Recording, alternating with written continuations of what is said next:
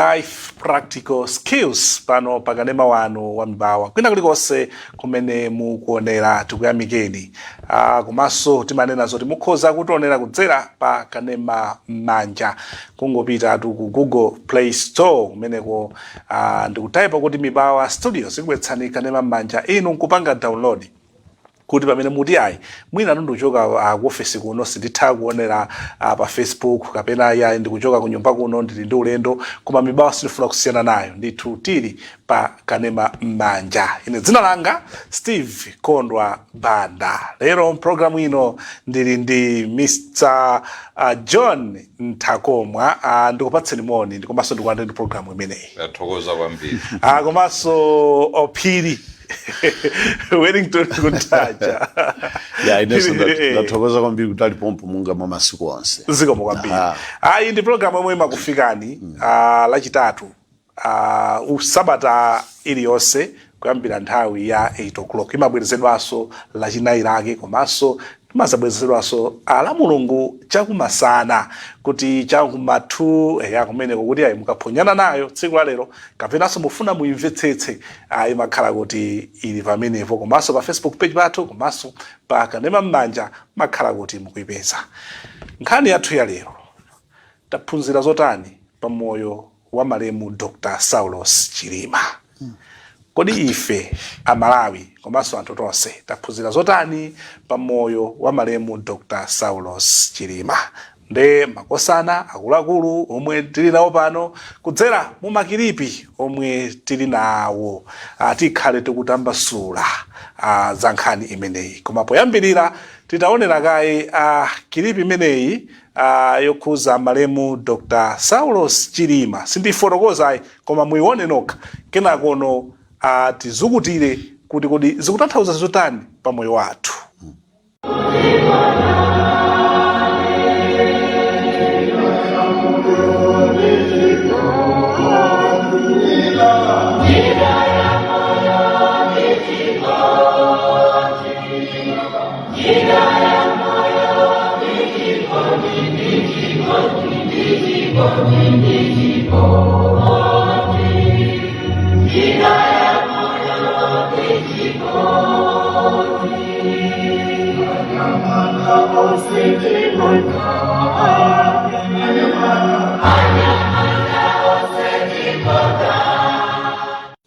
Malemu Dr. Saulos Chilima omwe anali wachiwiri kwa mtsogoleri wa dziko lino.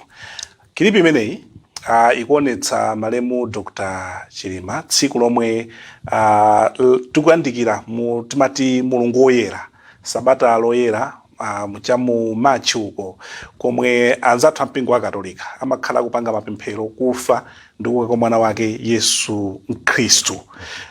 Ndiyeno lachinayi amati lachinayi loyera tsiku limenelo amapanga mwachitsanzo kusambitsa anthu mapazi monga Yesu Khristu paja atatsala pang'ono kapachikidwa adasambitsa ophunzira ake mapazi. So akatolikaso mapanga symbolize zomwezo. Nde ansembe amene apangisa misayo atasambisa anthu mapazi madzi anatayikira pansi. Koma iwowo adanyamuka ndikukatenga chikolopa ndikukolopa madzi aja amene maonera muja kudapita ena kuti alandire koma adauza kuti ndimalizabe kukolopa. Tisanabwere kuti mwina muitambasule nkhani imene ikutanthauzanji pa moyo wathu koma funso loyambirira mwina John Ntakomwa imfa ya Chilima pa inuyo ngati John Ntakomwa yakukhuzani motani? Bene Steve,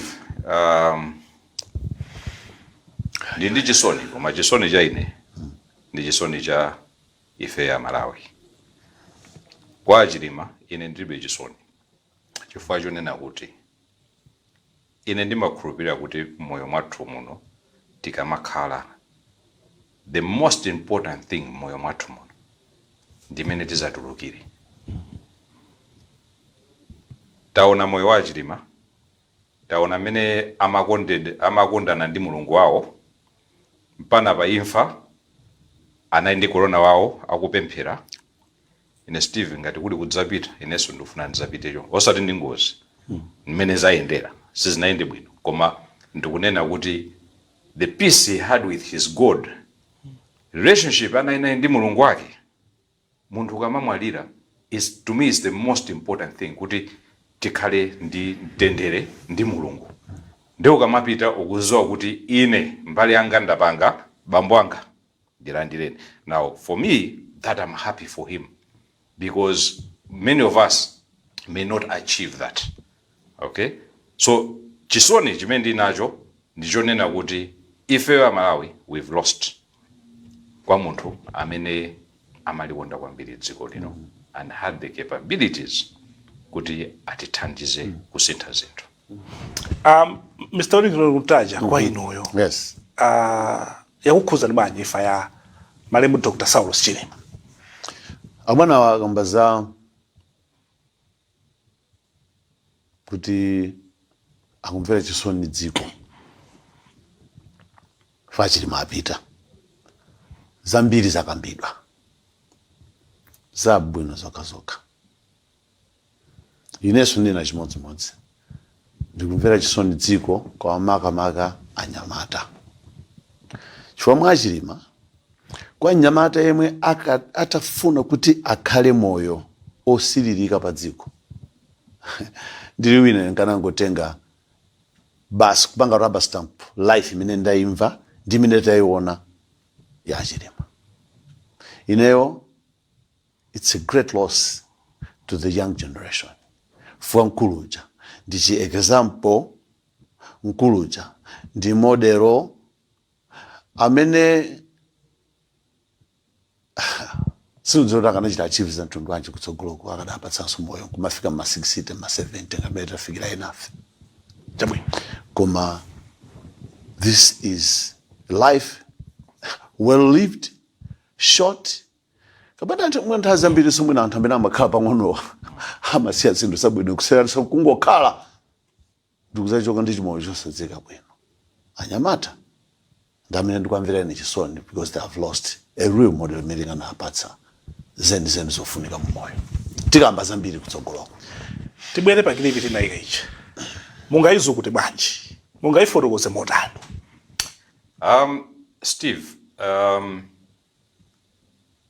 humility kuzichepetsa.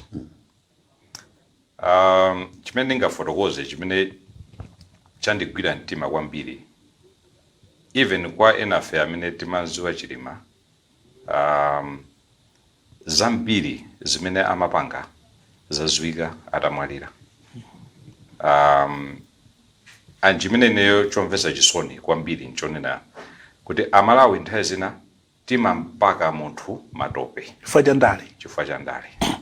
Okay, ayi akupanga izi chifukwa chonena kuti akufuna mavoti. Palibe munthu amene ali perfect. Mene anene aphiriwa ndikugwiza nawo kunena kuti, and this is why tapanga program iyi kuti ndi program imene timapanga kuti tipange reflect zinthu about life. Yes. And the basis ya ifeyo ngati a Kristu, we believe kuti that was the model imene so Mulungu anapanga ndi Yesu. Chifukwa ifeyo we try to live the life of Christ imene Mulungu Yesu anakhala pa dziko pano amazionetsa chani kuzichepetsa, kukonda anthu azenzake, kuthandiza anthu ena, kuyimirira anthu amene ali opanda mawu akuvutika. Now if you look at that life imene Yesu anakhala and the Bible, I think Mulungu anali ndi cholinga chonena kuti let me give you an example ananga mmene ndikufuna kuti muzikhalira. Exactly. Now if we look at the life ya Chilima, ineza ndi khudza kwambiri kunena kuti munthu amene anali ndi china chilichonse, okay, but had the humility. Munthu wote izi zamapanga apa Chilimazi samapanga matama, mene alalikira ndi umboni anthu ambiri apereka anali mtima wake. Pamene inafe tilibe zambiri koma mtimawo kungoti atipasa even kaudindo mapiko amene amayamba kukwera ndi ujeni. Steve, sindizoti anthu fe ndi chani. This is the one thing imene, there are many things, but the humility imene Chilima had which has been said kwambirimbiri. Now, yes, alantwe na taukamba zina yeah na yule komajani. Steve, nobody is perfect. Yeah. But we try to be good people. We try. And if you look at the reaction Imene Antwaka and you look at his life, this kind of life, Imene Mapanga ku challenge. Yoma dzuka mamawa kupemphera. Every morning 6 o'clock ku challenge. Ine munthu uyu ndodala. And I'm happy for him. You know, because for me, that's what we should achieve. Kuti ndikamapita, not kuti because of anthu andione, wanthu anda ndizinto zoti ukupanga ndi mtima wako because of your relationship ndi chauta. Phirikunda. Mukafotokoza bwanji, mukaona grip imene ichi. Chomwe tingaphunzirepo pa moyo, mwanafotokoza bwana odzichepetsa wa Chilima ndotani. Zodabwitsa.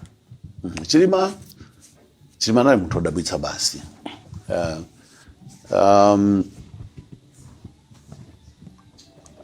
Chilima had detail. Mwina kabena without referring ndipite kumbuyo pang'ono. Ine sina kaena kwena Chilima kuti nkwaona. Koma ali ku college anthu ena adanduza. Ndipo zimene zozo ndimakhulupirira kuno kuti nkuluyo. That's why he achieved a lot in a short period of his life. Imene wakhala pa dziko lapansi pano. Chilima had attention to detail. And as many as easy, tukufuna kugamba kutanya manda masiku ano. Ndani nakali pamba pachino kuti anena kuutenga moyo umenewu ngati china chake chokuti no tidzichiona kuti ine nditakhala chonchi. Mwini machina nesi moyo wanga ndizakhoza kuyenda mmene nene kuyendera anthu kudzayamika kumapita kwake. Nkuluyu awatiti walawi college akanena kuti ine ndimbati ndikaliona dziko zimene zikuchitikazi ine ndifuna ndipite ku school tsiku lake ndidzakhale mtsogoleri wa dziko lino. Sometimes you will set chimene ukufuna and way back, and from there you set a path imene unena kuti we udutse mpano kaita achieve chinthu chicha. That is not easy. Alipo anthu ena masiku ano amaita kuuzidwa tapanganisi ana maiti nayo masiku ano tapanganisi mwana uja zimene wapanga zache. But uyu yeka, of course he must have had support here and there. Koma choyambirira atu munthu ukafuna kupanga chinthu mafuna kuti wewe onetse kuti ukufuna ndi anthu ena amabwera ndikukuthandiza. Anthu kufuna kumene kunkulu amaita kunena kuti no or ali college anali choncho. As the result of that, amasunga nthawi, amasunga mwambo, anali ndi focus. Ndipo focus imene takatuiona nkuluyu kamacheza naye akamayankhula akamanena akamachita sensaoneka kuti uyu ali ndi direction. Ndimene tikulira pano anthufe. Koma wapita nditi tizenge zimene alimachitazo tsopano tizitsanzire ndikunoti akhalabe ndife moyo uno.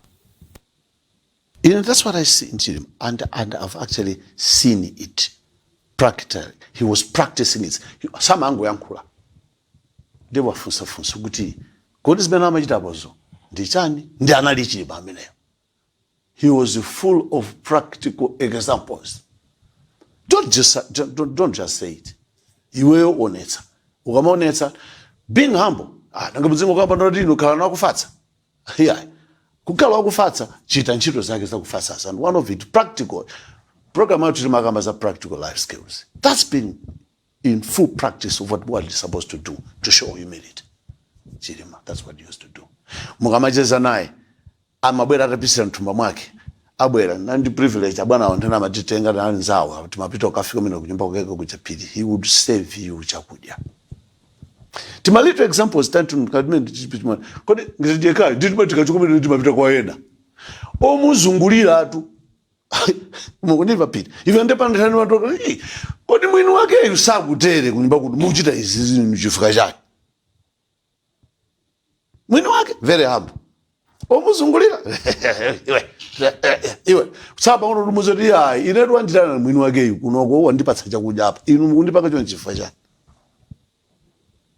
Taona anthu kukwera maudindo ngati amene achachi mwene inunso kukusiyani kukuyankhula komwe uyu I don't think tiwenanga neno noti Chilima samandiyankhula ine pamene anali ndi chance amayankhula wina aliyense komanso kuyankhula kwake kuyankhulatu alipo tandera amasintha kuti ndithope zondera kamayankhula kabesi kabwera muli bwanja imene oho chabwino awasana choncho phiri mera mayankhula Chilima basi ni momwemo koma anthu ena zimene amene bwana zimambe amachitaona kuti ndudi ndomwambira khangata aunyamula mapuzi inoti afikapo awo Chilima sandifike potero andi zinunena kuchokera pansi pa mtima ndipo ono yesa wakhala kuona zimenezo akulawa inali ndali ngatine amakhoza kuti pasaponi ndikukuyankhula moti we you would not feel intimidated imadziona kuti pala anthu ena amakhala ndi body language univa yoto koma mwandikira wekha zimazota akulawa ndozoni sawandikira sakulawa he could turn to you and put a welcoming smile pena palipo sima kumana nawo akulawa akakhala nawo ndi mpata ndikuna maphiko hayi in fact ndingoonjezera uneya kuti one time nditapita kunyumba kwawo tikucheza tili awiri mena amene aphira amapanga papita kubala apanga save virgin chinthu chimodzi chimene anandiuza chimene ndinamvaso chisoni anandiuza kuti John, do you know kuti this journey I've taken is a very lonely one journey pachichewa tingachani ulendo umene ndatengawo ndi wachani umakhala wekha munthu umakhala lonely muchichewa ndi chani liula lonely ngoti kudzifira kuti uli paweka ukhala wekha ukhala paweka umakhala paweka ananena kuti do you know kuti ineyo sindingapite ukacheza ndi anthu mmene ndikufunira sindingapite malo ena lonse kumene most of the times I have to be konkuno chifukwa cha zimene ndasankha people don't understand the sacrifice imene I have taken de anthu tikamaona ndifuna ndibwereze Amalawi we have to be very careful tikamasankha atsogoleri tikamamva zinthu makamaka anthu andalewa amapaka munthu zinthu zoti inu mukukhala ndi image yake ya munthu which is a completely wrong image ya munthu uja amakonda dziko lake and he had all the intention kuti cholinga chake ndipange improve dziko lathu la Malawi. Okay? But the point was, even through all the pain he went through, ndananduza chinthu china kunena kuti one of the challenges in Malawi muno, and including myself, nosenu mumapanga mumakhala kuseri mumafuna muzankhala kuseri, nobody wants to stand with you. Danthu ochepa ndanapereka ma example ngati akaliati ujeni amasangwi. Okay, mukaona anthu awa, they come in front and they stand and they say and they fight. Koma inuyo achinyamatano, who I am trying for us to work together tisinte, mumakhala kuseri basi muzibisala. Muzingo yankhula kuseri. So mumapezeka kuti you are alone with a few people fighting the fight. It is a sad thing imene zikuchitika mu dziko muno, which he wanted to change. Kunena kuti to save, and it's because of ndale zathuzi. Okay? Ndale zathuzi zimakhala kuti akuntaja lankhula chakuti tafinye. And hakoma yankhula chakuti tafinye. Now that kind of ndalezi take us nowhere. We are suffering for the past I don't know how many years. We are continuing kukhala dziko losauka, we're getting more and more kusauka. Until when? Tukuvutika nditosi. Palibe amene anganene kunena kuti chifukwa ineyo ndimanena kwambira kale Steve Chilima ndanzanga chifukwa choti ndi mphwanga akula limodzi and they've been best friends for a long time. Koma ine ndilibe chipani. I've never supported chipani chichonse because I've always said kunena kuti whoever goes there and is able to make the difference, that's what I'm looking for. Then ndimamva mfundo zimene anthu akunena kuti apanga ndikuona zimene zikuchitika. On that basis, I make a decision. But the truth is, sometimes my decisions are to amene timapanga amalawi maka anthu m'midzimu timakhala kuti tapakapaka anthu matope m'masomo akuona zinthu zimene sizili zoona. So I would like to say kunena kuti pasi pa mtima munthu uja anali munthu oti amakondetsetsa dzikoli, and zimene amapanga zija zinali zonena kuti amafunitsitsadi kuti dzikoli likhale pabwino, not for himself but for all of us. Tione kilipi yachiwiri mu program yathu ya lero ya life practical skills. When God wants to make a man powerful, he always shreds him into pieces first. Never forget it's a process with God. Without pain, there would be no growth. So accept the pain. Embrace the pain. Because God is there to ask you, do you really want to achieve your goals? And when you start walking with God, people will stop walking with you. Not because they don't like you, but because you're about to sacrifice things they're not willing to sacrifice. And when God takes you to deep waters, not everyone will be able to swim with you. However, do not confuse movement with progress, because you can run in place but not get anything done. I want you to take a moment and think. Are you moving forward? Who are you taking with? And how are you making things better by God's given power? You have a gift. You were born with it. Now it's time for you to develop that gift. You need to do everything necessary to protect it, and then you share it. The process won't be easy, but trust in God's plan. Keep pushing forward and never give up. God bless you. Imeneyi mutizukutire motani. Muli mfundo zambiri.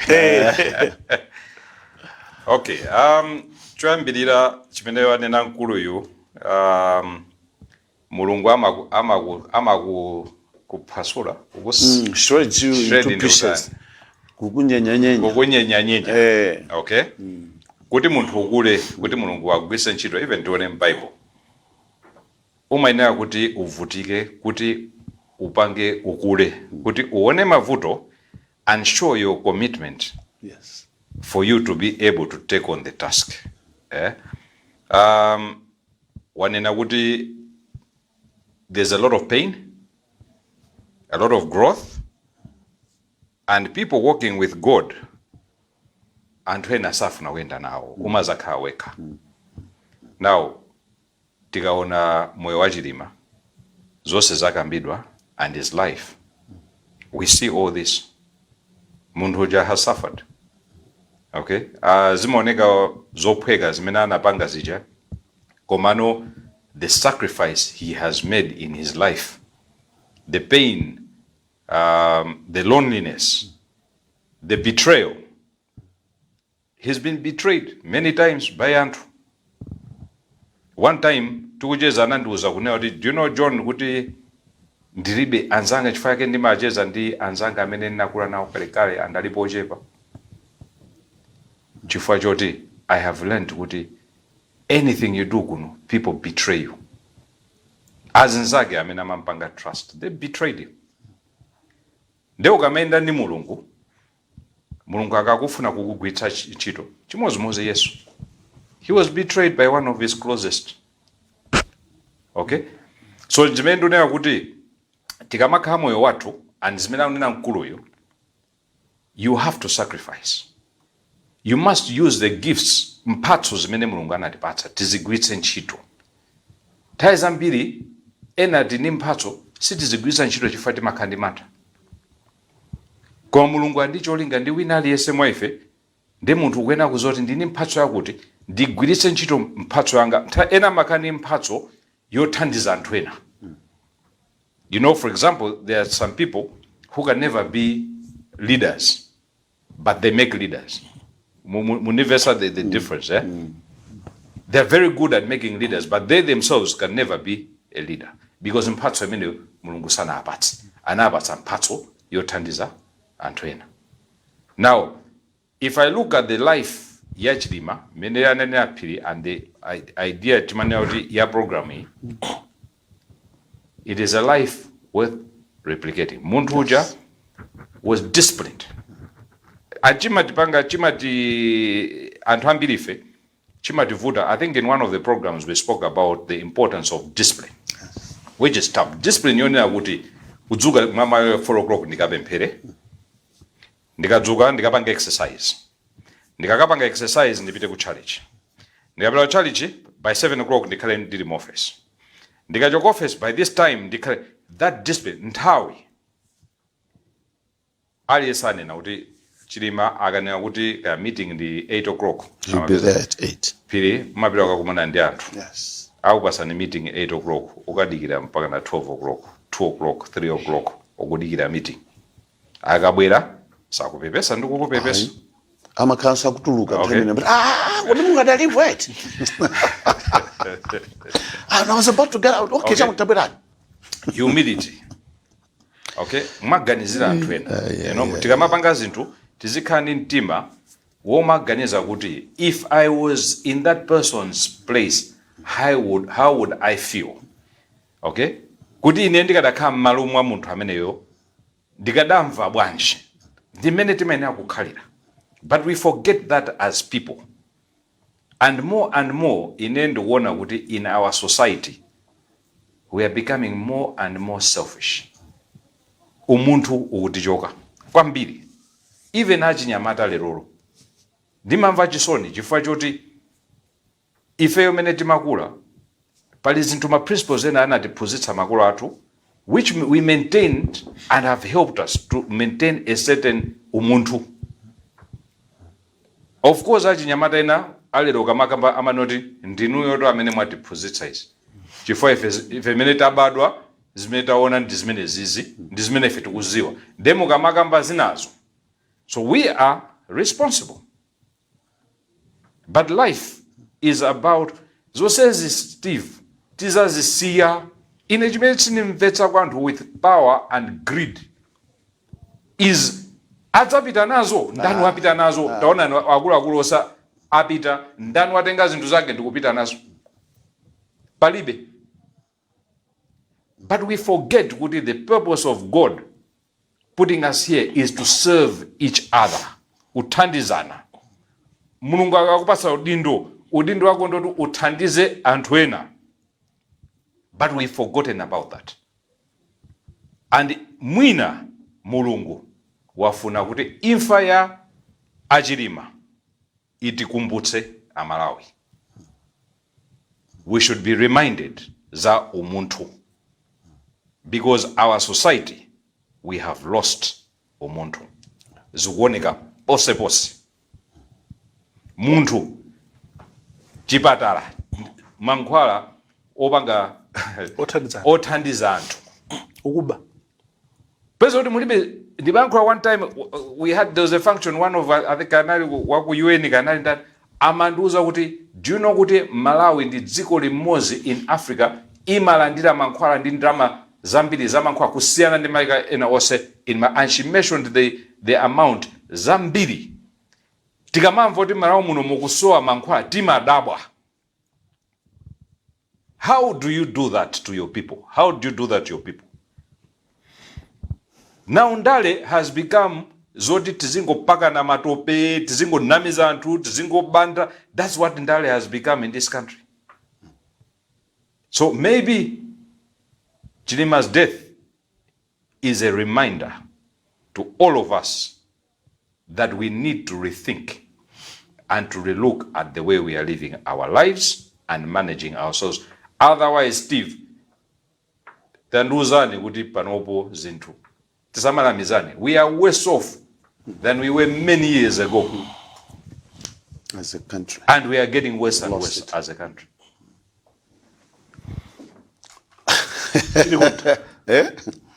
Abanawa amaliza ndi maone kuti muno macheka pena imfa ya Chilima. Iliphunzitsa zambiri. That's very true. Thaiza mbiri makono matungusa tukodi Bible simulowa ndilowemo pang'ono. 1 Corinthians kodwa iziwa ndi Akorinto, right? Yes, Akorinto oyamba. Akorinto oyamba chapter 15 verse 31 explicitly imatiuza kuti we face death every day. In fact, Paulo amanena kuti I face death every day, although justly I boast about Christ our Lord. 31 minute. Then pali 36 imene yandipangisa ndikumbule verse chifukwa manena bwana kuna kuti tiphunzirepo kanthu imfa imene. 36 ya Korinto wayambayo 15 verse 36 ikunena kuti muchizungu, what you sow does not come to life unless it dies. Munjijewa tunene kuti chani chimene wadzala sichingabwerenso kumoyo pokapoka chitafa. Tikatenga ntedza nkudzala umafa kaitedza ucha mutatu mukaona mene mukaona kuti ndituma fakayi kena komatani umamera. Mbewu ina yonse imene mungadzala imamba kayafa kuti ikhalenso ndi moyo. Ine ra bwana Chilima tadzala. Mundimvapo? Chilima tadzala. He had to die first so it comes back to life. Amene uja kunsipe kuja takadzala. Zipatso zitachokera kumene kuchako because politics will no longer be the same after that death. Amene uja ali moyo be. So he had to die first so that he can live again. What you sow does not come to life unless it dies. We are sowed Chilima, he will come to life in his death. Akorinto oyamba 15 verse 36 pitabuka werenge. In fact, akafunsa konse kwa makabazangani ya resurrection. Kuuka kwa Yesu.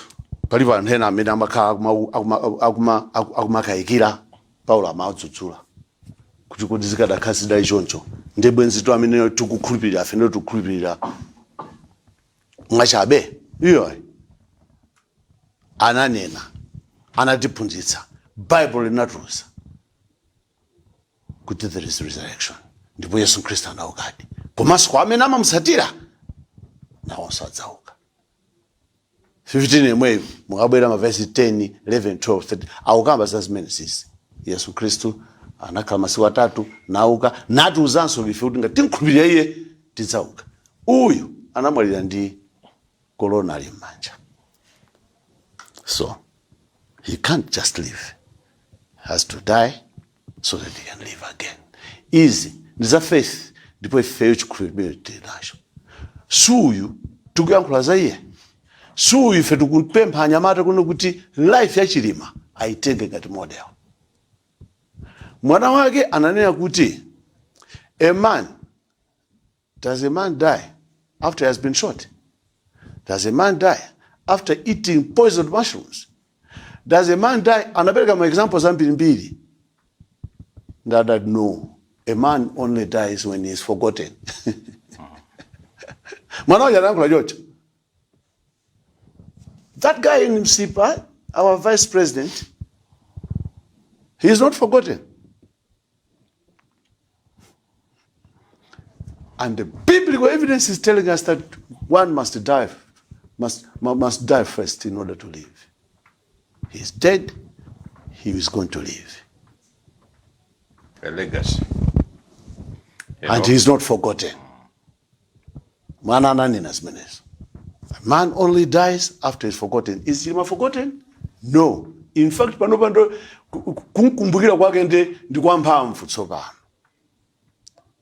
So a man must die, a man must come back to live unless he dies. Nangofuna nditsindike pamene apo biblically. Very, very important. Pamene akula busa. Busa buntai. Steve, ndi chimene chimadabwitsa kwa basi. We don't learn. sitiphunzira. Ambiri timapita ku church ndimanena kuti anthu amene timapanga zonsezi zoyipazi ndife tomwe amene timapita ku church. Tikaona moyo wa Yesu, until today, the reality of the message and the life of Christ is based on the life of Christ. Sijonjo. Chilima and munthu ina aliyese amene angapite ndikusiya a legacy mene anene appear. It is the most important thing he has done. He has lived a life. Zimene manoti inengati kuli kupita kuli bwino kupita sochoncho kuti you've left a legacy of a life well lived. Taona na anthu onse even ku US, Martin Luther King. Until today we talk about Martin Luther King. Yes. Why? Because of the legacy that he left behind. Pamene iwe ndine ndi moyo wathu ofuna kungodya ndikuenjoya ndikufa akatika mawa palibe adzatikambe adzatikumbukire. Is that worth it? No. For what? Komaso, you don't know where you're going. Okay? You don't know where you're going. This guy is blessed. He had a relationship with his God when he was dying. He died in peace. He knew where he was going. What more would you want in life? All this worth, all this zimetima panga kupanga ujeni the greed. At the end of the day, Steve, tose tidzafa. None of us palibe amene sadzafa tidzafa. The question is, what have you left behind? Mbili yanu njota. The most important thing in the mbili yako zina zonsezi is vanity. Suzazitenga, suzapita nazo kumanda, zonsezi zatsala. So we need to learn, we need to change. The death of Chilima must change our politics in this country, must change how Approach to life. Kuti tima yangana, this whole notion of unena kuti a good life is about you having too much power or having too much magari moto 10 nyumba 18. That's not what a good life is all about. We've really messed up the concept of what a good life is supposed to be. And I think let's take this opportunity to remind ourselves. Chilima kilipi angapo. Titapita kilipi ya chitatu. Imene iso kuti kodi izo kutidwe bwanji muno mu life practical skills. I tell young men, it's like, find something difficult to do. You need that. You're not built for comfort or pleasure. Like if that comes along, good. You know, if you have a day where you're comfortable and there's some things around you that give pleasure, have some sense and enjoy it. But don't be thinking that's what your life is aimed at. That's contemptible. Everyone knows that. Everyone knows that. And if they orient themselves in that hedonistic direction, there's nothing in it but shame. The adventure in your life will be found in responsibility. Your character is made noble by sacrifice, by the delay of gratification. That's all associated with maturity. Imene imutizo kuti motani. Steve, wakamba zinthu zingapo. Ngati ife Khristu, I think zambiri timaphunzira zimene timanena kuti moyo wa munthu, moyo wa Khristu was meant kutiphunzitsa mmene tizikhalira. Bible linanena, kuyambira kuti muzadya thukuta talanu, zimene akunena kuti ngati timayembekezera kuti zinthu zizingobwera mofewa moyo mwathu, nde kuti tikuganiza mwachibwana, nzosatheka. In life, you must prepare to take difficult decisions and do difficult things for you to move forward. And part of that journey of life, imene matenga difficult decisions, do difficult things, dimene matipangisa kuti tikule. It is what gives us maturity. It is what makes us who we are. If we look at the life of Chilima, even as a politician, Chilima amene 2019 anapanga campaign ndi Chilima amene analero was not the same Chilima, because of the pain that he's gone through, the challenges that he's gone through, the betrayals that he's gone through. You find kunena kuti he was a different person. That's how we grow in life. I think the message yaikulu kwa achinyamata tizinjoya pa nthawi yonjoya ngati kuno timati work hard, play hard, but you must know kunena kuti for you to succeed in life as a young man, your responsibility is over your family. Take care of your family. Muntu huyu was a balanced person. Take care of your body. Amayangana ya bujeni family yake. Anali muntu wopanga sports all the time kuyangana thupi lake. Ndima kundonena kuti thupi lathu enafe sitiliyanganira. Koma ndi galimoto yathu timatenga wagula Benz, ukagula ndalama zambiri Benz olo mwina katia ukajani. Every morning kukachapa bwino kuonetsetsa service. Koma thupi limene anatipasa Mulungu kuti tizisamanda ngati ife timakhala tikutenga zima spirits every day to watch ngati mwa thupi lathu, sitipanga exercise, tutenga ma drugs tuika mthupi mwathu. Zonsezi thupi limene uli nalo ndi limodzi limene Mulungu anatipatsa. Nde living a balanced life yonena kuti munthu zikhala balance, kuti kuntchito uli bwino, ku family uli bwino, kuzisamala uli bwino, ku church uli bwino, kuthandiza anthu ena uli bwino. It's a balanced life which all of us must strive to reach. It's not easy. Sikuti ndi zinthu zophweka, sizophweka. Chifukwa chake tikumuyamikira munthu uyu mene ndani yakuti maybe he was not perfect. I don't think kuti he was perfect. I am sure kuti he had issues, but there's no one who can be perfect. But for you to achieve, to at least balance into to a point people recognize you in all these areas, Steve, it is not an easy thing to do. And you are Muntoda Lisiga, and you're a disciplined person. And if you see the Bible, it says one of the key things God asks us, and you see how many times it has been mentioned in the Bible, the word discipline. We must be disciplined in our characters. Pilikunta. But we have to embrace pain. Kuwao kabwera kukumbatire. You know, chimene sangalasa wise words in most cases they sound fictitious. You know, as ma stories onse tutaona in Bible. Tana ukhoza usunga mavumeleza ndizoona izisi. Koma ndimene zilili in wisdom kumakhazi mzake zimakhazi zimbaitsa kuti uchione chinthu chake nzeru zake zimakhazi kuseri. So don't just take words by face value. Embrace pain. Kuna stories in Bible umatukumva ujeni. Yesu anaenda panyanja pa madzi. Kubazo kumuzo azaende naye Yohana namba kumira. Utatuche reflect when we talk about mutangende pa madzi.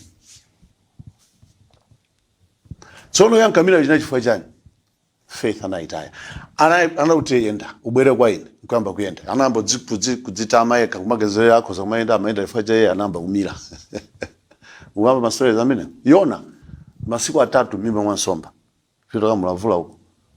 Because magazera husband so nice. Embrace pain. Is it embraceable?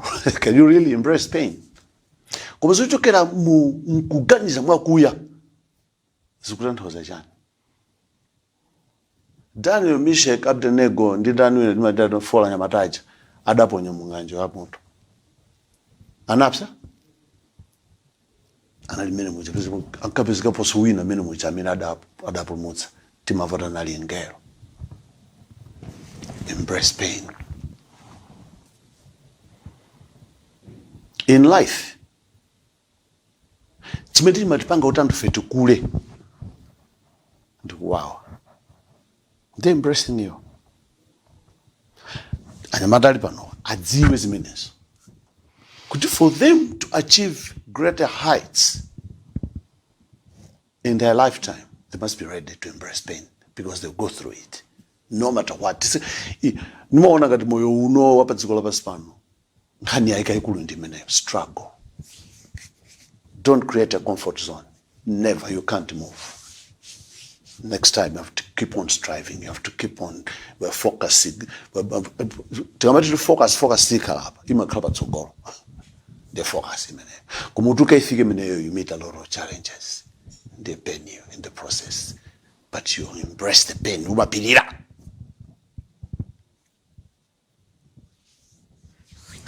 Tukamba za Chilima pa. Kupirira. Kumachita kuonekera atu mkulucha. Kusapupuluma. Amachita kuonekera atu mkulucha. Ma challenges abina madutsa pakati wao when it comes to politics tonsimeti mazone atakala wina. Bwenzi kulu kupupuluma kuti ukhoza kuononga so zinthu. Kuma for you to sapupulume, pain is there, but you embrace it. And that's not easy. How many of us can do that? Kungo kuchutsudropa kono. Yene simaka kupaswa andama ocha nyumba yawo yomwe mama wangu kumalira. Nyumba yanga ine to abana akulu munaledzera zuri munocha simesa munocha noka. Kupsentima mwasaganiza bwino. Why? They fail to embrace the pain that makes them to become so angry to the point of destroying things. But we could actually see mnyamata jamatuka akakalapa pamene wakhala mapanga chonchi. Anthu akuseka samaseka. Why? Reflection, meditation, reflecting on issues, and in the process,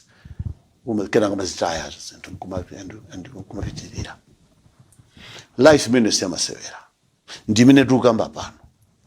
That's why ndikuti nkuluja akhale model. Nkuluja ndi mbewu. Taidzala. Nothing comes to life unless it dies. What you sow does not come to life unless it dies. Tadzala nkuluja, wamwalira ndi mbewu, ikhalanso ndi moyo. Moyo wake ndizimene tunena basi. Zipatso zake zili ndi ife amalawi kutsatira. Ndipo zipatso zake zakudekha, zakupirira, zololerana, zoyang'ana chikondi cha dziko. Koma zimene sizibwera wamba. Zimabwera ndi challenges. Kuwawa wakeko is what causes movement. When you're in a comfort zone, you don't move. Tabereka my examples ya ana Israeli, mene mpunganane pa Exodus 14, tell the Israelites to move. Ankaenda because kumbuyo kumabwera asikari auje.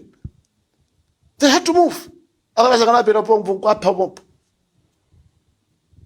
Don't create a comfort zone. Embrace the pain. Once you embrace it, it gives you strength to move forward. Mumalize motani pa kambira kwathu kwa tsiku la lero. Ana tinakamba program ina pano kunena kuti one of the challenges yonena kuti iweyo ukavutika and you face the pain zimakuthandiza kunena kuti uziwe mavuto. Meaning kunena kuti let's say in business umaziwa kuti ndrama indisaononge chifukwa choti ya business chifukwa ndikaononga ndrama ya business igwa ndio mabereka ana aja ndikuwakulitsa maofewa woti iwo sanaone kuwawa kwa ndrama chicho sakungolandira ndikupeza kuti ana aja akubwera ndikuononga zonse zimene makolo atani anapanga build. I think phunziro lina ndi imene lili kwa Chilima. Ana a Chilima ino mwaziwa liti munaonapo anthu ambiri ndikuyamba nda vice president koma ana ama vice president ma president ena bwezade paliponse. Yes. Discipline also starts from the family. How you maintain your family, how you discipline your family. Tikamaona zonsezi, this guy lived a disciplined life. Yes. Udapanga achieve zonse wapanga achieve. Discipline. Achinyamata. Chimene tingaphunzire moyo mwathu tosefe. Discipline. We need to make decisions kunena kuti ine siningapange zakuti palire anga ndi akuti. Ine olo munthu andipaseka 1 billion koma easy siningapange chifukwa cha drama. You need to be disciplined and kuika malire easy siningapange moyo mwanga because this is against my conscience. Now that takes a lot of discipline.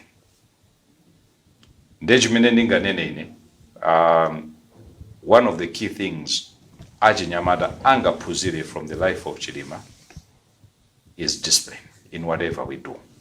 Ngati uli kuntchito, be disciplined. Do your things the best you can. Ukapanga exercise, be disciplined. Ukathandiza anthu, be disciplined. Upita ku challenge ukathandiza, be disciplined. Make sure chilichonse we do the best of our abilities. Mafami, 1 minute. Okulia ata program. Nthawi. Then malize mndima wawo. Ine mawanga ndifuna pite ku mai Chilima. Verse. Genesis 5.